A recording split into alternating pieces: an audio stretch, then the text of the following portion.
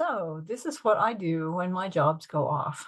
And you haven't seen me a lot lately because most of them have not gone off. So, it's Halloween. It's the last day of October. Tomorrow, it's the Day of the Dead tomorrow, All Saints Day, All Spirits Day, All Souls Day. It's so many different things in so many different cultures and religions. Oh, just a magical time of the year when we accept that things are slowing down. The sun is lower in the sky. We are headed into, in the middle of already, the third season of the year. Things are slowing down, except astrologically, things actually in the sky are picking up. There's so much up there happening. We've got planets in retrograde. We've got Pluto as it's desperately heading toward Aquarius out of Capricorn. Thank you. And for those who don't know what any of that means, I'll just ask you to look back at 2008-ish. From then till now, what was going on in your life? What did you like? What didn't you like? What worked? What didn't work? How's it felt? Because that is a 16-year cycle that's coming to an end. With Pluto having been mostly in Capricorn, which is a harder sign for some planets to go through. Capricorn basically is the goat at the bottom of the mountain that's going to make it up the mountain no matter what, but it governs politics and policies and government and getting things done in the way they're supposed to be done. Interesting sign. But we're going out of Capricorn and into Aquarius, a more humanitarian focused sign. For the good of all concerned. But it's that transitional period always takes some birthing, some pain, some growth. So what I have had suggested to me by a lot of well-meaning practitioners, and I listen to everybody, is on this night of All Hallows Eve. Is the veil thinner? The veil is always thin. It's whether we recognize it or not. But on this particular time of the year, a lot of us are focused on the veil being thinner. And with that much focus, it's going to be that much thinner. So allow yourself to sink in to the moment, to feel what it's felt like recently, or as recently past as 2008 till now. Think about what's worked for you and what hasn't, what's felt really good and what hasn't. And allow yourself to recognize those things just long enough to know them and to acknowledge that they may have served a purpose, and the purpose may have just been to let you see them and know that they don't work anymore. Whatever it is that's not working for you, let it go.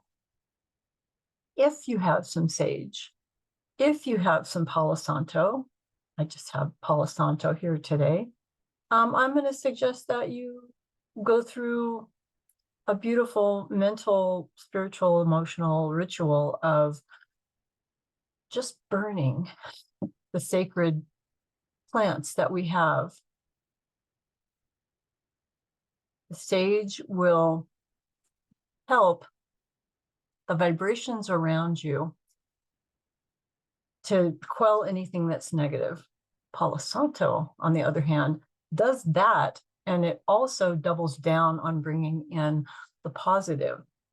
It's a beautiful way to just kind of cleanse the atmosphere around you. As Nikola Tesla said, and as quantum physics is proving, it's all about energy, vibration, and frequency. And that's it.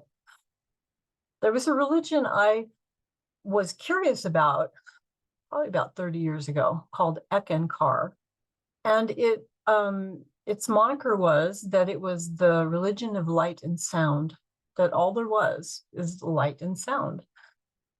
Fascinating when you fast forward 30 years and realize that, yeah, vibration, frequency, energy. And what if that is all there is? What if it's all connected? What if it all is so much simpler than we've tried to make it?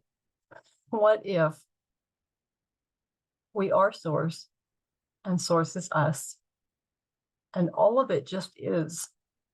And this journey is a journey for us to come to the place where we realize that there is nothing to be healed. There is nothing to be fixed. There isn't even anything to be improved. What there is to come to grips, to come to know who we are, what we are, to accept it, to figure out what has been working in the past and who and what we want to be moving forward. Embrace where you are. It's the only way you can take a step forward. I'm going to light a candle. And I love this one. It's got 2 different wicks on it. I'm going to call it 1 wick for all the tests behind us in our past, and 1 light for all the tests going forward, that we treat them with a different kind of honor and respect, understanding their purpose for us instead of fighting them, accepting where we are in all ways, not just accepting where you are in the place that you have thought you were stuck in, accepting where you are, because the only way you can get to the next step is from where you are. You have to have passed through this place from where you were to where you are to where you're going. Stop fighting it. Allow it to happen. I send you the kindest, warmest, highest vibrational, healing, loving, hugging feelings that I can. Pull yourself higher up the scale. When you're in despair, think of anything that will pull you up a little higher. When you're in depression, think of anything that will lift you up just a little higher. When you get that thought that, yeah, I know if I walk around the block, I'll probably feel better, so I'm not going to. Go do it. Just go do it. When you're even in that place of just neutral, pull yourself up a little higher. Try to pull yourself up always a little bit higher. And I was surprised to find out that love isn't actually the highest vibration on the scale. Way up there at the top is peace. Peace. For all the things we think we want peace. And it's got so many different definitions and meanings to so many different people. What does peace in your life look like? More importantly, what does it feel like? Sink into the feeling of it. That's how you get there. I love you guys. Have a great day. I honor you all.